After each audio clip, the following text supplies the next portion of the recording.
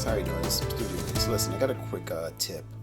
When you guys using your air fryer, again, as you know, when you set up this thing to cook on it, there's no directions on it telling you how to.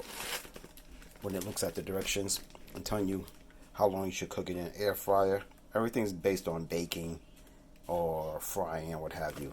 So by experimenting on temperature settings, when you're cooking this, alright, set it up, take it out of the plastic, throw an egg wash, and egg wash is simply egg combination with milk. Brush it on and put about 2 to 3 in here so they can get cooked evenly.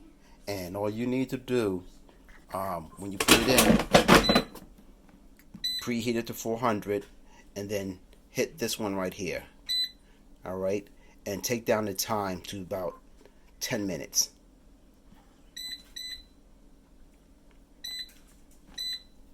So 400 at 10 minutes on your air fryer, these things will come out better, and I'll show you the results after I'm done. Alright guys, just want to show you the final results. Alright, again, 10 minutes with your whitewash.